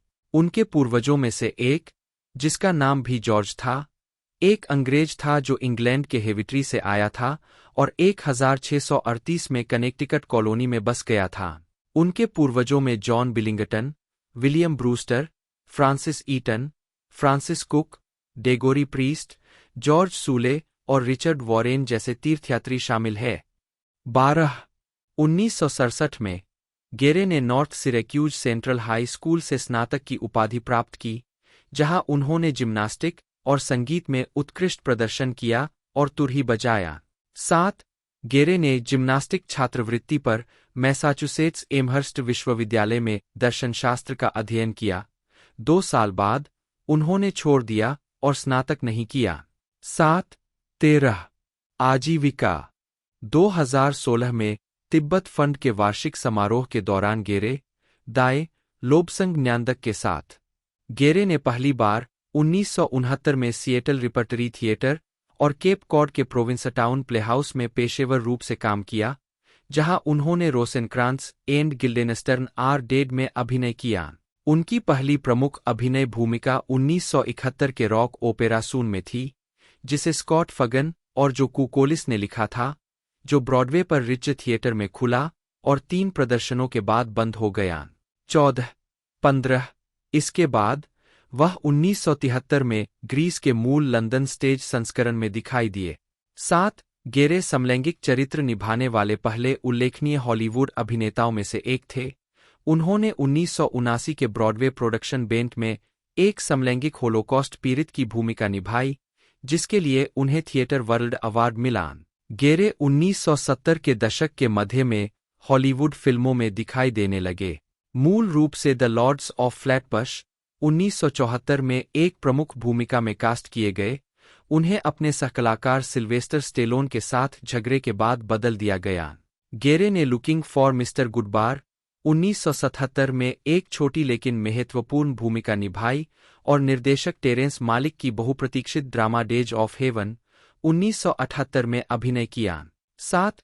क्राइम ड्रामा अमेरिकन जिगोलो 1980 ने उनकी प्रोफाइल को महत्वपूर्ण रूप से बढ़ाया और romantic drama an officer and a gentleman 1982 सहकलाकार डेब्रा विंगर ने गेरे के स्टारडम की चढ़ाई को मजबूत किया, लगभग $130 मिलियन की कमाई की, 16 और 6 नामांकन में से 2 अकादमी पुरस्कार जीते, 19, 20 इंटरनल अफेयर्स 1990 और प्रिटी वूमन 1990 की रिलीज के साथ उनके करियर में उछाल आया, जिनमें से बाद वाली फिल्म ने गेरे को अपना दूसरा गोल्डन ग्लोब अवार्ड नामांकन दिलाया। 21 1990 के दशक में गेरे ने सोमर्सबी 1993, जोडी फोस्टर के विपरीत प्राइमल फियर 1996 और रनवे ब्राइड 1999, जिसमें उन्हें उनकी pretty woman co-star Julia Roberts के साथ फिर से जोड़ा गया, सहित कई सफल फिल्मों में अभिनय किया। 19 उन्होंने एक्शन थ्रिलर द जैकल 1997 में भी प्रमुख भूमिका निभाई, जिसमें उन्होंने पूर्व ईरा आतंकवादी डेक्कन मुलक्वीन की भूमिका निभाई। गेरे ने इस भूमिका के लिए आयरिश लहजा अपनाया। 22 गेरे को 1999 में पीपल पत्रिका का सेक्सिएस्ट मैन अलाइव नामित किया गया था। उसके कुछ समय बाद उसी वर्ष वह हिट फिल्मों द मोथमैन प्रोफेसीज 2002, अनफेथफुल 2002 और अकादमी पुरस्कार विजेता संगीत में फिल्म रूपांतरण शिकागो 2002 में दिखाई दिए, 7 जिसके लिए गेरे ने अपना पहला गोल्डन ग्लोब पुरस्कार जीता। उनका ballroom dancing drama Shall We Dance 2004 भी एक ठोस प्रदर्शन था, जिसने दुनिया भर में $170 मिलियन की कमाई की। 23 उनकी अगली फिल्म बुक टू स्क्रीन रूपांतरण बी सीजन 2005 एक व्यावसायिक विफलता थी। 24 गेरे ने द हंटिंग पार्टी 2007 इसके बाद वे क्रिश्चियन बेल, हीथ लेजर और केट ब्लैंचेट के साथ टॉड हेन्स की बॉब डायलन पर आधारित अर्धजीवनी film I am not there 2007 में नजर आए। गेरे उन 6 अभिनेताओं में से एक थे जिन्होंने डायलन के अलग अलग किरदार निभाए। उन्होंने रोमांटिक ड्रामा नाइट्स इन रोडान थे 2008 में डायने लेन के साथ सहअभिनय किया। फिल्म को आलोचकों द्वारा काफी आलोचना मिली। 25 2008 की टाइम्स वर्स्ट फिल्मों की सूची में 74 पर पहुंची। 26 लेकिन इसने दुनिया भर में $84 मिलियन से ज्यादा की कमाई की। 27 यह उनकी सबसे हाल की फिल्म है जिसे पूरी तरह से एक प्रमुख फिल्म स्टूडियो द्वारा निर्मित किया गया है। गेरे ने यह विश्वास व्यक्त किया है कि प्रमुख हॉलीवुड स्टूडियो के लिए एक महत्वपूर्ण वित्तीय संसाधन चीन के बारे में उनकी राजनीति ने उन्हें हॉलीवुड के भीतर अवांछित बना दिया है। 28 गेरे ने हॉलीवुड से अपने स्पष्ट निर्वासन को अपनाया और इसके बजाय स्वतंत्र फिल्मों में दिखाई दिए, जिन्हें उनके करियर की कुछ सर्वश्रेष्ठ समीक्षाएं मिलीं। 20 गेरे को आर्बिट्रेज 2012 में व्यवसायी रॉबर्ट मिलर का चित्रण करने के लिए विशेष रूप से चुना गया, जिसने अपना चौथा गोल्डन ग्लोब पुरस्कार नामांकन अर्जित किया। कई सकारात्मक समीक्षाओं में 29 रोलिंग स्टोन के पीटर ट्रेवर्स ने गेरे के प्रदर्शन को अनदेखा करने के लिए बहुत अच्छा और एक विस्फोटक दौरा के रूप में उद्धृत किया। 30 इसके अलावा 2012 में उन्हें हैम्पटन इंटरनेशनल फिल्म फेस्टिवल से लाइफटाइम अचीवमेंट के लिए गोल्डन स्टारफिश अवार्ड और हॉलीवुड फिल्म अवार्ड्स से करियर अचीवमेंट अवार्ड मिला। 31 गेरे को इससे पहले दिसंबर 2010 में 34वें काहिरा अंतर्राष्ट्रीय फिल्म महोत्सव में पुरस्कार मिला था। 33 गेरे ने जोसेफ सीडर की राजनीतिक ड्रामा नॉर्मन 2016 के साथ अपने पारंपरिक स्क्रीन व्यक्तित्व से एक उल्लेखनीय बदलाव किया। इस फिल्म में गेरे ने नॉर्मन ओपेनहाइमर की भूमिका निभाई, जो एक छोटे-मोटे यहूदी फिक्सर थे। गेरे ने खुद इस किरदार को हमारे उन पक्षों का प्रतीक बताया जिन्हें हम जानते हैं कि वे कष्टप्रद और जरूरतमंद हैं। 34 ओपेनहाइमर के उनके चित्रण को रोजरेबर्ट.com 35 द्वारा लगातार पूरी तरह से आकर्षक कहा गया और इसे वैरायटी द्वारा एक योग्य अकादमी पुरस्कार दावेदार के रूप में चुना गया। 36 गेरे एक निपुण संगीतकार है, जिन्होंने प्रिटी वुमन पियानो थीम और रनअवे ब्राइड में गिटार सोलो की रचना और प्रदर्शन किया है। शिकागो में वकील बिली फ्लिन की भूमिका के लिए उन्होंने आधे दिन की डांसिंग की शूटिंग के लिए 3 महीने तक टैप का अध्ययन किया। 37 उन्होंने an officer and a gentleman के लिए कराटे का भी अध्ययन किया। 38 कई फिल्म आलोचकों और मीडिया आउटलेट्स ने गेरे को उन सर्वश्रेष्ठ अभिनेताओं में से एक बताया है जिन्हें कभी अकादमी पुरस्कार नामांकन नहीं मिला। 39 राजनीतिक विचार और सक्रियता। गेरे मुंबई में USAID ऑपरेशन लाइटहाउस परियोजना का दौरा करते हुए। गेरे नियमित रूप से निर्वासित तिब्बती सरकार के मुख्यालय धर्मशाला जाते हैं। 41 वे तिब्बत में मानवाधिकारों के पक्षधर हैं और तिब्बत हाउस US के सहसंस्थापक, गेरे फाउंडेशन के निर्माता और तिब्बत के लिए अंतर्राष्ट्रीय अभियान के निदेशक मंडल के अध्यक्ष हैं। चूंकि वे तिब्बती स्वतंत्रता आंदोलन का समर्थन करते हैं, इसलिए गेरे को चीन में प्रवेश करने पर स्थायी रूप से प्रतिबंध लगा दिया गया है। 43 1993 में गेरे को अकादमी पुरस्कार प्रस्तुतकर्ता होने से प्रतिबंधित कर दिया गया था क्योंकि उन्होंने नामांकन की घोषणा करते समय चीनी सरकार की निंदा की थी। 45 सितंबर 2007 में गेरे ने तिब्बत को स्वतंत्र बनाने के लिए चीन पर दबाव डालने के लिए 2008 बीजिंग ओलंपिक खेलों के बहिष्कार का आह्वान किया। 46 उन्होंने लांसिया डेल्टा की विशेषता वाले एक फ्री तिब्बत थीम वाले लांसिया विज्ञापन में अभिनय किया। 27 जून 2011 को गेरे ने इंडोनेशिया के बोरोबुदुर मंदिर 49 में ध्यान किया। वह सक्रिय रूप से सर्वाइवल इंटरनेशनल का समर्थन करते हैं, जो दुनिया भर में आदिवासी लोगों के अधिकारों और भूमि की रक्षा के लिए समर्पित संगठन है। 50 गेरे पारिस्थितिक कारणों और एड्स जागरूकता के लिए अभियान चलाते हैं। वह वर्तमान में हीलिंग द डिवाइड के निदेशक मंडल में कार्यरत है, जो एक ऐसा संगठन है जो शांति, न्याय और समझ को बढ़ावा देने के लिए वैश्विक पहलों का समर्थन करता है। 51 गेरे ने एड्स केयर होम की स्थापना में मदद की, जो भारत में एड्स से पीड़ित महिलाओं और बच्चों के लिए एक आवासीय सुविधा है और उस देश में एड्स जागरूकता और शिक्षा के लिए अभियानों का भी समर्थन करते हैं। 1999 में उन्होंने भारत में विभिन्न मानवीय कार्यक्रमों का समर्थन करने के लिए गेरे फाउंडेशन इंडिया ट्रस्ट बनाया। 52 2015 में नरेंद्र मोदी के साथ गेरे। 15 अप्रैल 2007 को गेरे जयपुर में एड्स जागरूकता रैली में दिखाई दिए। ट्रक ड्राइवरों के बीच कंडोम के इस्तेमाल को बढ़ावा देने के लिए एक लाइव न्यूज कॉन्फ्रेंस के दौरान उन्होंने बॉलीवुड सुपरस्टार शिल्पा शेट्टी को गले लगाया, उन्हें डुबोया और उनके गाल पर कई बार चूमान। उस इशारे के परिणामस्वरूप एक स्थानीय अदालत ने गेरे और शेट्टी को सार्वजनिक अश्लीलता कानूनों का उल्लंघन करते हुए गिरफ्तार करने का आदेश दिया। गेरे ने कहा है कि विवाद एक छोटी कट्टरपंथी राजनीतिक पार्टी द्वारा निर्मित था। लगभग एक महीने बाद भारत के मुख्य न्यायाधीश केजी बालाकृष्णन की अध्यक्षता वाली 2 न्यायाधीशों की पीठ ने मामले को तुच्छ बताया और माना कि मशहूर हस्तियों के खिलाफ ऐसी शिकायतें सस्ते प्रचार के लिए दायर की गई थीं और इससे देश का नाम खराब हुआ है। उन्होंने फैसला सुनाया कि गेरे देश में प्रवेश करने के लिए स्वतंत्र रहेंगे। 53 गेरे ने अक्टूबर 2009 में प्रकाशित पुस्तक We Are One a Celebration of Tribal Peoples के लिए अपने लेखन का कुछ योगदान दिया। 54 गेरे ने जुम्मा लोगों के उत्पीड़न और भूमि के नुकसान पर एक दुखद कहानी के उदाहरण के रूप में चर्चा की जो दुनिया के विभिन्न महाद्वीपों में खुद को दोहराती है, उनकी शांतिपूर्ण संस्कृति के खिलाफ अपराध की ओर ध्यान आकर्षित करती है और यह कैसे प्रकृति के साथ मानवता के रिश्ते और जीवित रहने की क्षमता को दर्शाती है। 55 पुस्तक की बिक्री से प्राप्त रॉयल्टी स्वदेशी अधिकार संगठन सर्वाइवल इंटरनेशनल को जाती है। 2010 में गेरे ने कहा कि इराक में युद्ध को अमेरिकी लोगों का समर्थन नहीं था और जॉर्ज डब्ल्यू बुश की अध्यक्षता ने अमेरिकियों को इस निर्णय के लिए धमकाया था। 56 उन्होंने जॉर्ज डब्ल्यू बुश को बहुत खराब राष्ट्रपति कहा।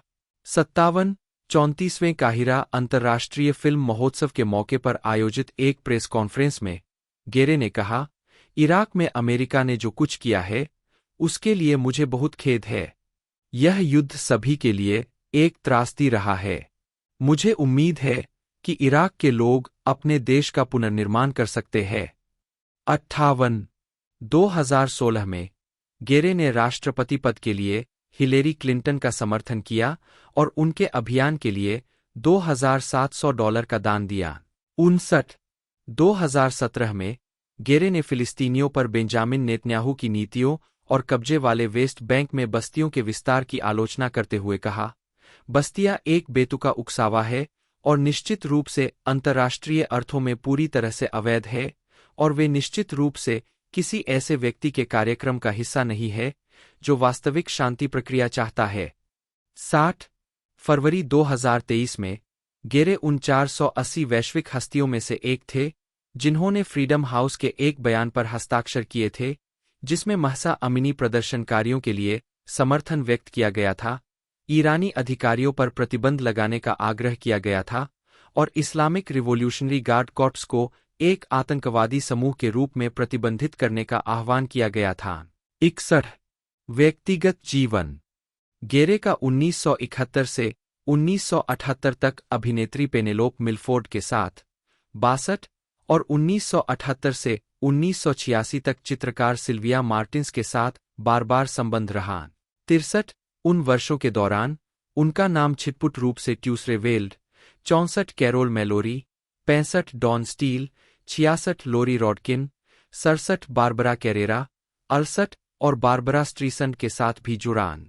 69 यह सुझाव दिया गया था कि गेरे का प्रिसिला प्रेसली और किम बेसिंगर के साथ संबंध थे, जो प्रेसली के पूर्व प्रेमी माइकल एडवर्ड्स, 70 और बेसिंगर के पूर्व पति रॉन स्नाइडर द्वारा लिखी गई किताबों में बताया गया था। 71 गेरे ने कथित तौर पर मॉडल लॉरा बेली, 72 टीना चौ, 73 दलीला डी लाजारो, 74 और पद्मा लक्ष्मी को भी डेट किया है। 75 उन्होंने 1991 से 1995 तक मॉडल सिंडी क्रॉफर्ड से शादी की थी। नवंबर 2002 में गेरे ने मॉडल और अभिनेत्री कैरी लोवेल से शादी की। 76 उनका एक बेटा है, होमर जेम्स जिग्मे गेरे, जो फरवरी 2000 में पैदा हुआ था और उसका नाम उसके दादा के साथ साथ तिब्बती नाम जिग्मे के नाम पर रखा गया है। 77 सितंबर 2013 में शादी के 11 साल बाद दोनों अलग हो गए। उन्होंने न्यूयॉर्क काउंटी सुप्रीम कोर्ट में अत्यधिक विवादित तलाक की कार्यवाही में 3 साल बिताए। 78 अक्टूबर 2016 में मामला सुलझा लिया गया। 79 अप्रैल 2018 की शुरुआत में गेरे ने स्पेनिश कार्यकर्ता एलेजांद्रा सिल्वा से शादी की। 80 अगस्त 2018 में उन्होंने घोषणा की कि वे अपने पहले बच्चे की उम्मीद कर रहे थे।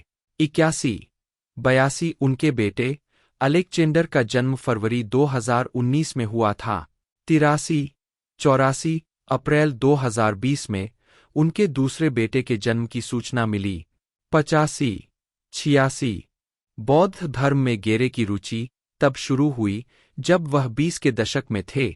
87 गेरे ने सबसे पहले क्योजन जोशु सासाकी के अधीन जैन बौद्ध धर्म 87 का अध्ययन किया। 5 या 6 साल तक जैन का अध्ययन करने के बाद 87 वह और ब्राजीलियाई चित्रकार सिल्विया मार्टिन्स 1978 में नेपाल गए, जहां गेरे ने कई तिब्बती भिक्षुओं और लामाओं से मुलाकात की। 50 इसके बाद वह भारत में 14वें दलाई लामा से मिले।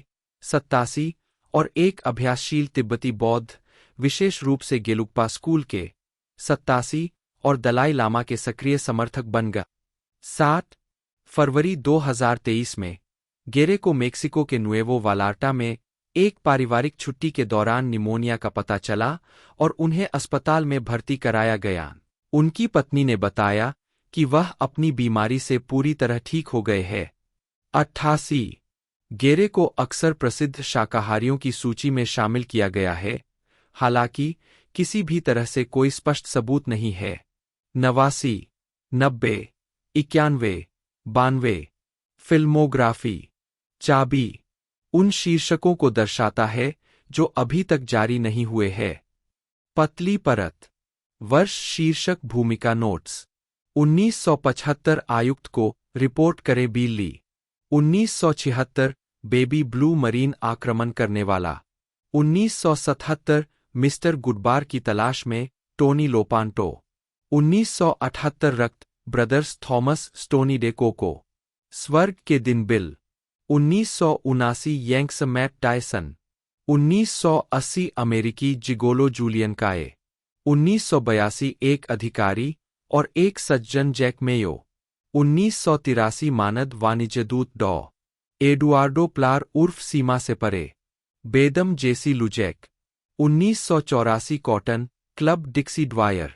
1985 राजा दाऊद डेविड। 1986 कोई दया नहीं एडी जिलेट। तो दोस्तों ये 23 मार्च 1990 को हमें देखने को मिली थी, यूनाइटेड स्टेट के अंदर रिलीज़ हुई थी और टोटल 190 मिनट इसकी रनिंग लेंथ थी। साथ ही साथ बजट की बात की जाए तो 14 मिलियन इसका बजट था और टोटल लगभग 4 मिलियन का इसका जो एक तरह से बॉक्स ऑफिस कलेक्शन रहा। 14 मिलियन के बजट में वो इस मूवी को सुपर डुपर हिट बनाता है। जी हाँ दोस्तों, अपने बजट से लगभग 25-30 गुना ज़्यादा इसने एक तरह से बॉक्स ऑफिस कलेक्शन दिया और मेकर्स को भी एक तरह से भारी एक तौर पर प्रॉफिट हुआ। बाकी इसके बारे में मैंने पूरी जानकारी आपको बता दी है। तो आज की इस वीडियो में इतना ही, मिलते हैं अगले वीडियो में।